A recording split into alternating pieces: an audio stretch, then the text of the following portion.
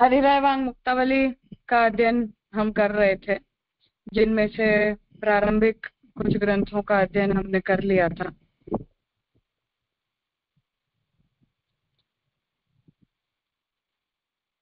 स्वमार्गीय मुक्ति द्वैविध्य निरूपणम, इस ग्रंथ से मुझे लगता है आज हमें करना है। भक्ति के द्वैविध्य का जो निरूपण था उस ग्रंथ तक हमने विषय को लिया था।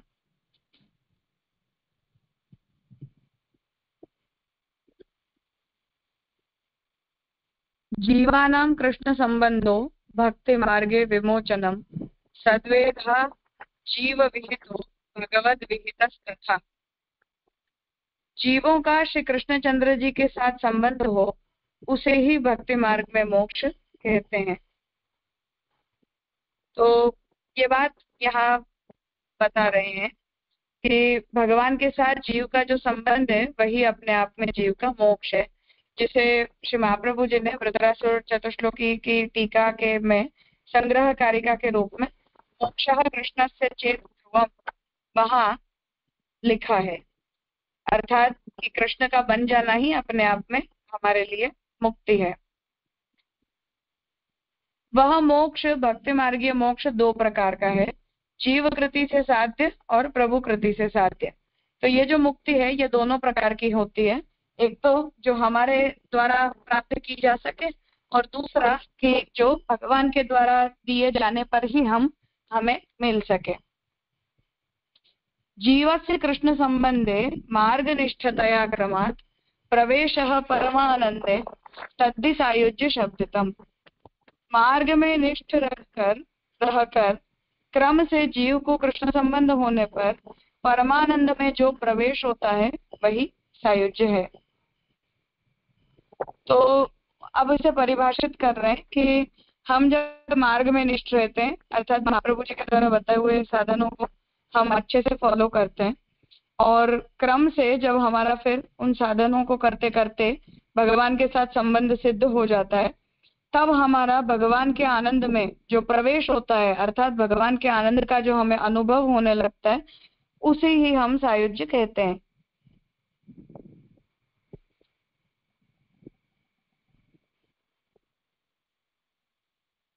अर्थात यहाँ सायुज्य को एकत्व के रूप में नहीं परिभाषित कर रहे हैं, अर्थात भगवान के साथ एकाकार हो जाना, इसे यहाँ आपने सायुज्य नहीं कहा है, परंतु भगवान के आनंद का जब हमें अनुभव होने लग जाए उसे ही यहाँ सायुज्य बता रहे हैं। कृष्ण प्रवेशाद्या मुक्ति सा सद्यो मुक्तिरुच्यते न तत्र भक्त विहितः कश्चित् वै साधन क्रमः।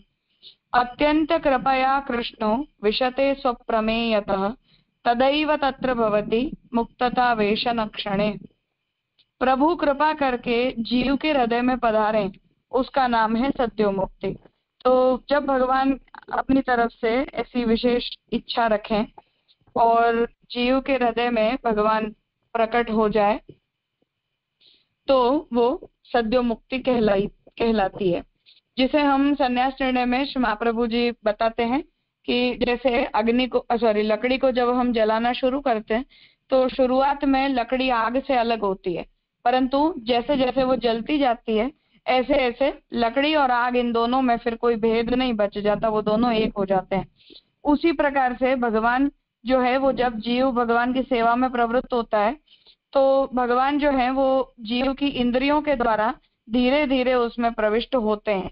तो हमारी इंद्रियों का जैसे जैसे भगवान में विनियोग होता है ऐसे ऐसे उन इंद्रियों के मार्ग से भगवान का हमारे अंदर प्रवेश होते जाता है और धीरे धीरे जब भगवान हमारे हृदय में पूर्णतः प्रकट हो जाते हैं और भगवान का आनंद भक्त के शरीर में पूर्णतः जब व्याप्त हो जाता है तब जीव की जो है वो मुक्ति हो जाती है। तो उसे यहाँ सद्यो मुक्ति बता रहे हैं। इस प्रकार में भक्त ने एक भी साधन नहीं किया होता, अर्थात भगवान को हृदय में पधारने के लिए हम कोई विशेष साधन नहीं करते हैं, परंतु भगवान की ऐसी इच्छा हो जाती है कि अब मैं इस जीव को अपने से अलग ना करूं।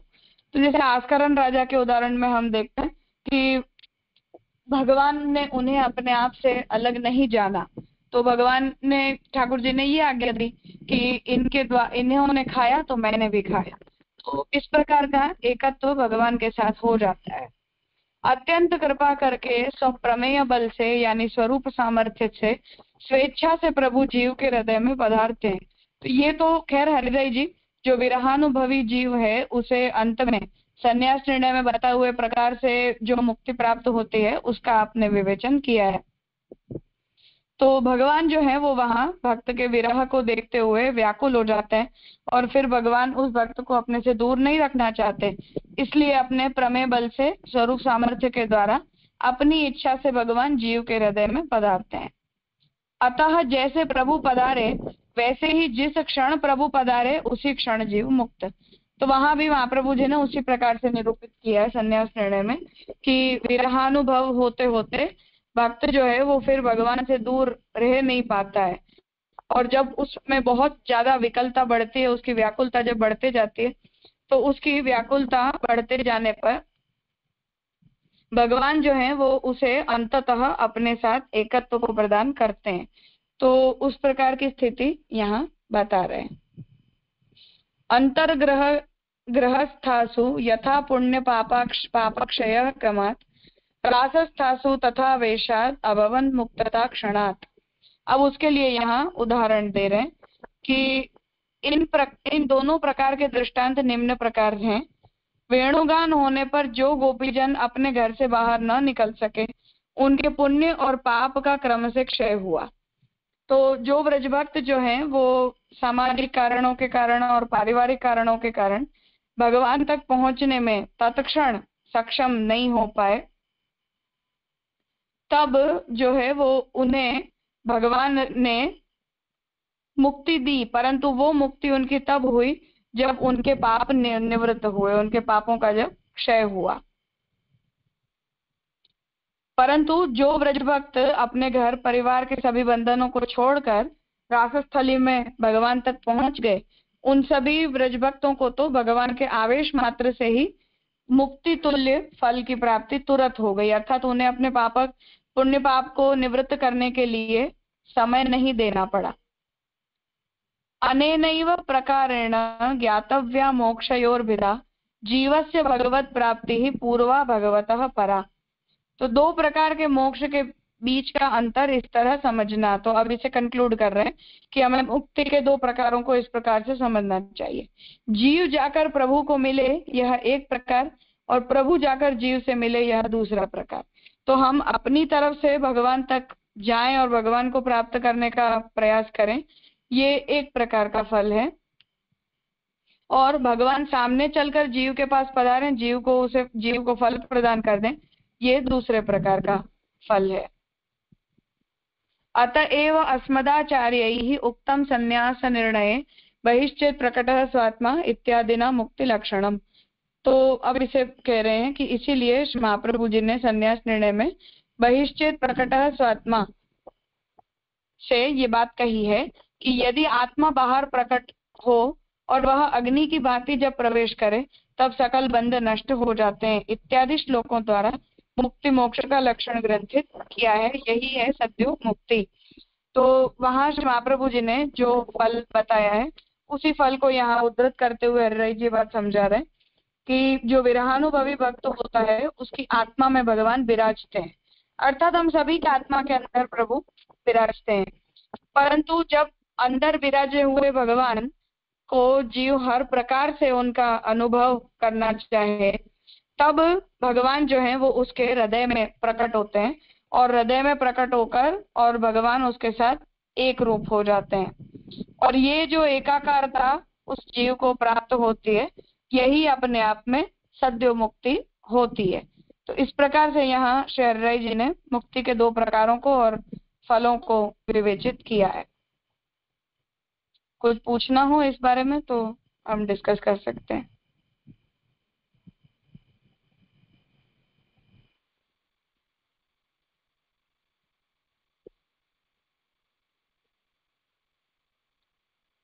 हाँ स्वाति बहन।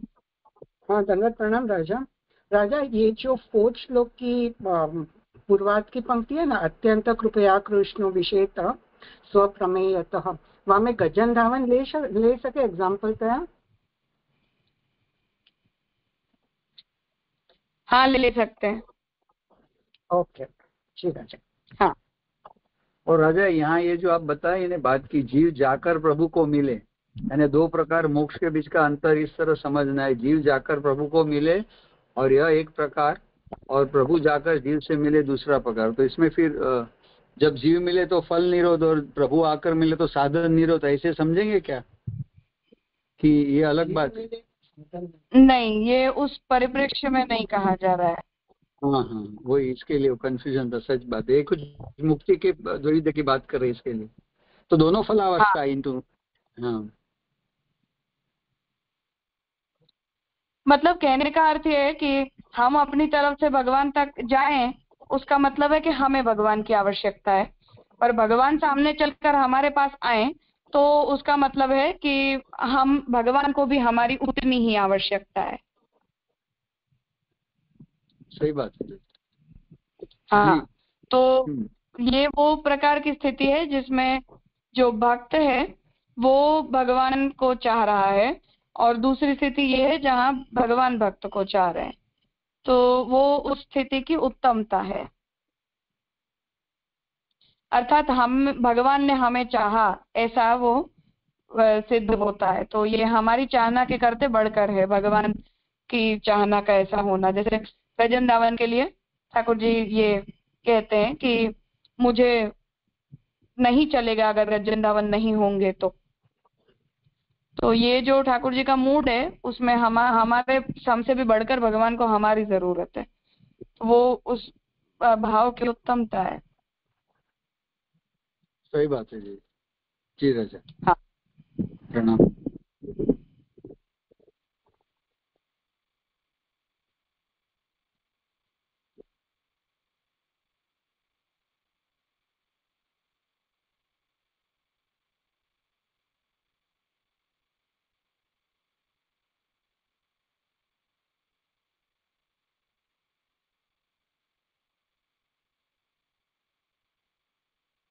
हाँ बोलो। अच्छा राजा इसको ये पूछना था कि जैसे जो जो किसी भी कारण से नहीं, मैंने अनम्यूट किया है। राजा आवाज आ रही है? बहुत स्लो आ रही है, सुनाई नहीं दे रहा।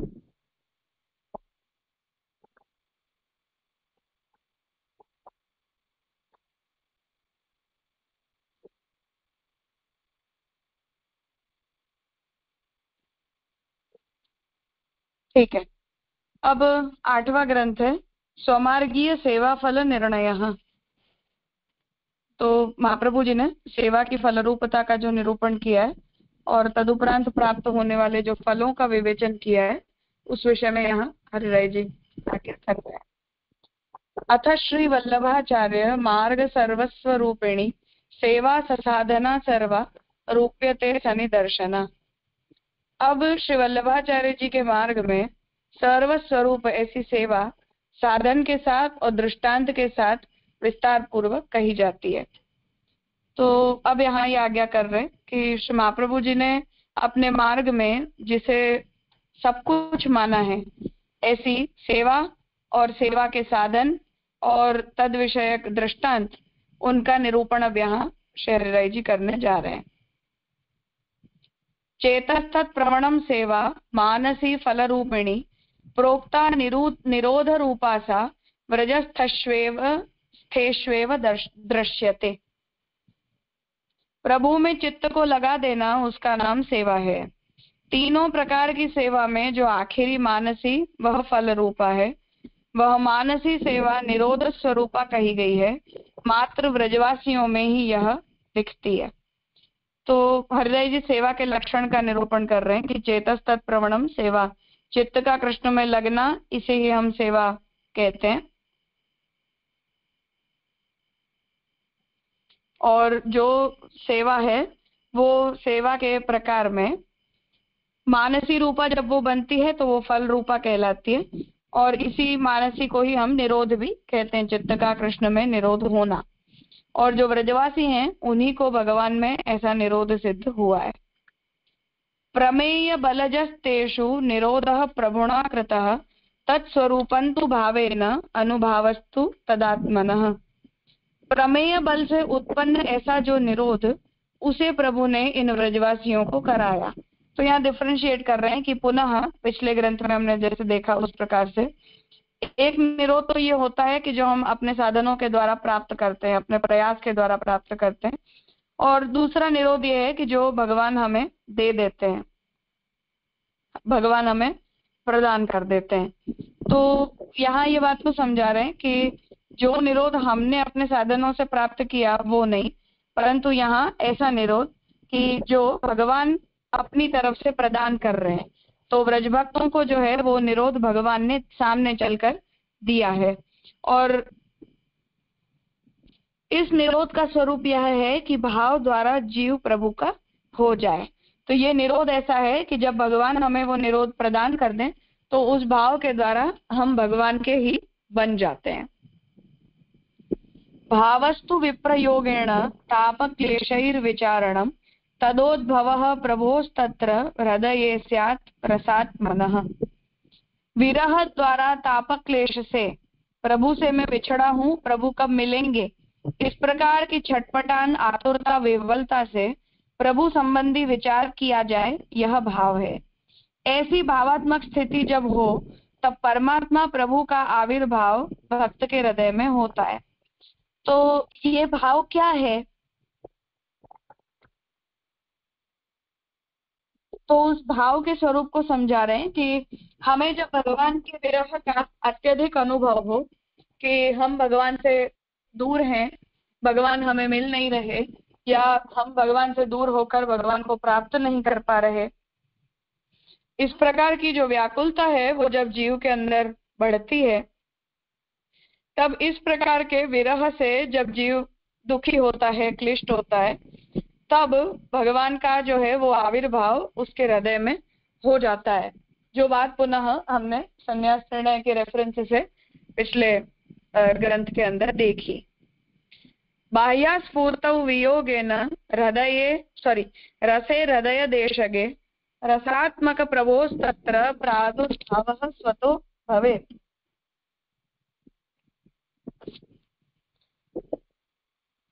विरह के कारण बाह्य किसी भी पदार्थ की स्फुरणा न होने पर विप्रयोग रस हृदय में प्रकटे, तब रसात्मा प्रभु का वहां स्वयं प्रादुर्भाव होता है। तो इसे समझा रहे हैं कि विरह के कारण जो बाहर के पदार्थ हैं उनकी स्फुरणा जब हमें न रह जाए और विप्रयोग रस जब हमारे हृदय में प्रकट हो जाता है, तभी भगवान का हृदय देश में प्रादुर्भाव होता है। संन्यास निर्णय में जो बताई हुई प्रक्रिया है बिल्कुल उसी प्रकार से। तेनैव प्रभुणा सर्व लीलानुभवतो हृदि रसात्मक स्वरूपस्य स्थितिस्त्रैकालिकी भवेत्। वही प्रभु हृदय में सकल लीला का अनुभव कराते हैं, इससे रसात्मक रूप प्रभु की स्थिति हृदय में सर्वकाल रहती है। तो जो विरहानुभवी भक्त है उसे जो स्वरूप भगवान का बाह्य प्राप्त नहीं हुआ, अर्थात बाहर उसे भगवान के स्वरूप की प्राप्ति नहीं हुई, परंतु हृदय में जब भगवान प्रकट हो जाते हैं तो जो कुछ भी हम बाहर जिसका अनुभव करते हैं वो सब कुछ भगवान आंतरिक रूप से भक्त को अनुभव करवाते हैं। जैसे सूरदास जी के लिए हम देख लें कि सूरदास जी नेत्र नहीं थे तो उनकी इंद्रियों का भगवान में संपूर्णतया विनियोग नहीं हो पाया, वो केवल कीर्तन की सेवा करते थे, परंतु जितनी भी लीलाएं हैं उन सभी लीलाओं का आंतरिक रूप से उन्हें अनुभव होता ही था। तो ये भगवान का हृदय देश में प्राकट्य है। एवमेव स्थितिर्ज्ञेया स्वामिनी हृदयेषु हि सेवास्मदाचार्यवर्यै नमामित्यत्र निरूपिता। उसी प्रकार की स्थिति श्री स्वामिनियों व्रजांगनाओं के हृदय में जाननी। श्री महाप्रभु जी ने नमामि हृदय शेषे, हृदय रूपी शेष नारायण के ऊपर लीला रूपी क्षीर सागर में शयन करने वाले और हजारों लीलाओं रूपी लक्ष्मी से सेव्यमान कला निधि प्रभु को नमन करता हूँ, वहां यही भावात्मक स्थिति कही है। तो श्री महाप्रभु जी ने जो मंगलाचरण किया है उस मंगलाचरण को यहाँ बता रहे हैं कि भगवान जो है वो ब्रजवासियों के हृदय में निरंतर विराजते हैं, और उसी भाव को मंगलाचरण के रूप में लिखते हुए श्री महाप्रभु जी ये आज्ञा करते हैं कि भगवान जो है वो लीला रूपी क्षीर सागर में शयन करते हैं और अपनी हजारों लीलाओं रूपी जो स्वामिनी जी हैं उनके सेव्यमान जो भगवान है, जो सभी कलाओं को धारण करने वाले हैं, उन्हें मैं नमन करता हूँ। तो यहाँ जो हृदय स्थित भगवान है उन्हीं को भावात्मक रूप से श्री महाप्रभु जी ने वर्णित किया है। इसलिए यही रूप जब भक्त के हृदय में प्रकट होता है तो वो फलात्मक रूप से प्रकट होता है, ऐसा महाप्रभु जी बता रहे हैं। हाँ, पूछना है कुछ?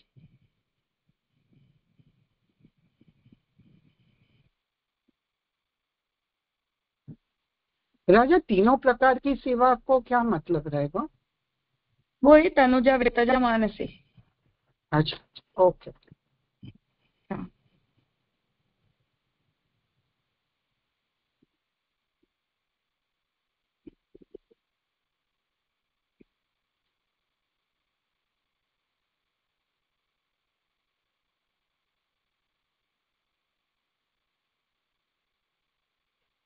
हाँ बोलो प्रणव भाई। प्रणाम राजा। ये चौथे और पांचवें श्लोक में जो रसात्मक प्रभु की बात करें, मतलब दोनों में अलग बात कैसे समझनी है कि पहले में विरह हो रहा है और दूसरे में फिर वो विरह से एक स्टेज मतलब वो सिद्ध हो गया है विरह से? हाँ, मतलब वो विरह के द्वारा ही, विरह के कारण ही तो भगवान का हृदय के अंदर प्राकट्य होता है ना, जिस पर जीव को ऐसी अनुभूति होती है। मतलब एक में, मतलब मूल में तो नहीं, मूल में एक मतलब एक के भावार्थ में आविर्भाव कह रहे हैं और फिर प्रादुर्भाव कह रहे हैं वापस।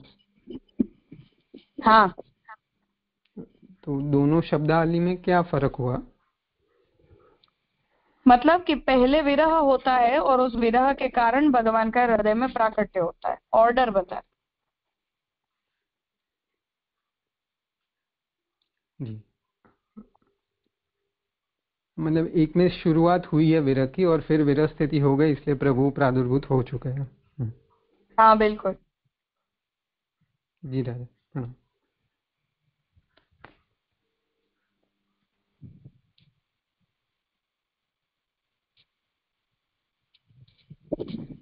एक प्रश्न आया है इसमें, तो उसे मर्यादा और पुष्टि कह सकें? नहीं, यहाँ मर्यादा की कोई बात नहीं है, केवल पुष्टि की ही बात है, पर प्रकार भेद बताए जा रहे हैं केवल। पर और हरिराय जी का विरह को ही सर्वोपरि मानने का जो पक्ष है उसे ध्यान में रखते हुए आप ये बात बोल रहे हैं, ये आज्ञा कर रहे हैं कि इसी जीव को जो है वो इस प्रकार की स्थिति प्राप्त होती है। राजा शायद ये प्रश्न पूर्व ग्रंथ से पूछ रहे उन्होंने 7-8 मिनट। आपने आविर्भाव और प्रादुर्भाव को क्या डिफरेंस बताया कि आविर्भाव फर्स्ट स्टेज है, प्रादुर्भाव बाद को स्टेज है, ऐसे कुछ कहा? हाँ, मतलब वो विरहानुभव में हृदय में तो भगवान विराजते ही विराजते हैं, परंतु भक्त को जब उनका अनुभव बाह्याभ्यंतर दोनों प्रकार से होने लग जाता है तो वो भगवान का बहिश्चेत प्रकट स्वात्मा संन्यास निर्णय वाली जो बात है वो हो जाएगी। ओके जी राजा। बाकी अंतः स्थित तो हम सभी के लिए भगवान होते ही हैं, तो उसमें कोई ऐसी विशेषता नहीं है। जी राजा।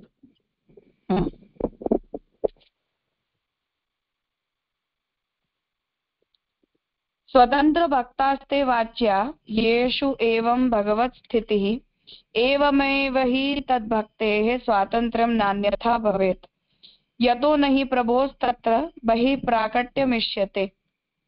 जिनमें इस प्रकार की प्रभु स्थिति होती है उनको स्वतंत्र भक्त कहा जाता है। अब यहाँ जो स्वतंत्र शब्द है उसे हम शुद्ध शब्द से ले लें तो पुष्टि प्रभा मर्यादा वेद में शुद्ध और मिश्र के भेद से कहा है, उस प्रकार से भी समझ सकते हैं कि भगवान की ही हृदय में स्थिति हो और जो भक्ति करता हो तो स्वतंत्र भक्त है। इसी तरह वह भक्ति भी स्वतंत्र अन्यथा वह स्वतंत्र न हो सके, क्योंकि इस प्रकार की भक्ति में प्रभु के बाह्य प्राकट्य की जरूरत नहीं रहती। तो वो भक्ति की स्वतंत्रता तब आती है जब इस प्रकार की भक्ति करते हैं कि भगवान का अंतर बाह्य दोनों प्रकार से प्राकट्य हो जाए। क्योंकि यदि ऐसा नहीं है, अर्थात यदि वो स्वतंत्र भक्ति नहीं है, तो उसमें बाह्य प्राकट्य की कोई जरूरत ही नहीं रहती है। भक्त को भगवान के आंतरिक अनुभव से ही संतोष हो जाता है।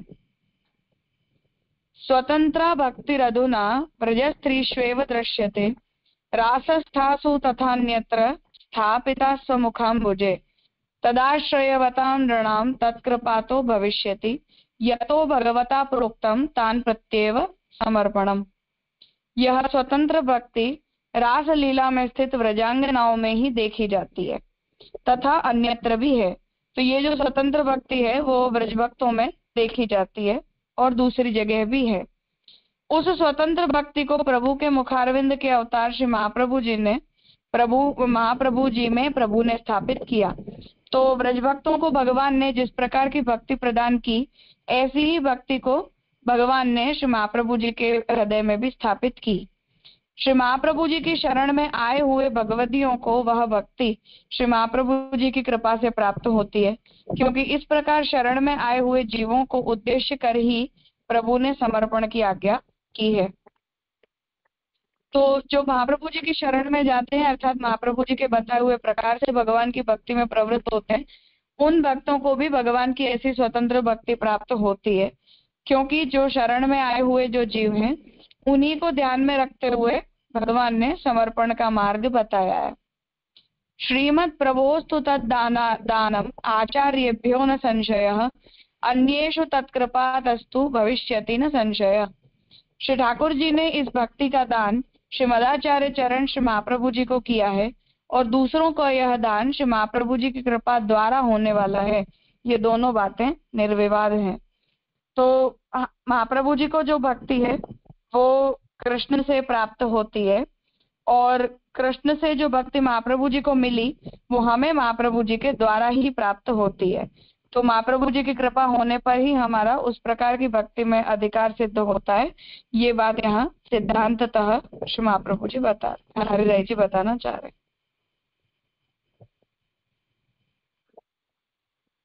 ठीक है, तो आज यहाँ रखते हैं, आगे का विषय हम कल करेंगे। हाँ बोलो। आगे जो एकांतिन भक्ति की बात आई थी और ये स्वतंत्र भक्ति, तो सिमिलर है दोनों की? स्वतंत्र भक्ति इस शब्द का जो उपयोग है वो हरिराय जी भक्ति हंस के कॉन्टेक्स्ट में कर रहे हैं। तो पौराणिकी, तांत्रिकी, वैदिकी भक्ति से भिन्न जो भागवतीय भक्ति है वो स्वतंत्र भक्ति, ऐसा मतलब। और आगे भी एकांतिक भक्ति की बात आई थी ना यही हरिराय वांगमूक्तावली में, तो इसके लिए। हाँ बिल्कुल, हाँ वही अर्थ है। हाँ जी राजा, प्रणाम। ठीक है, तो आगे का विषय कल करते हैं।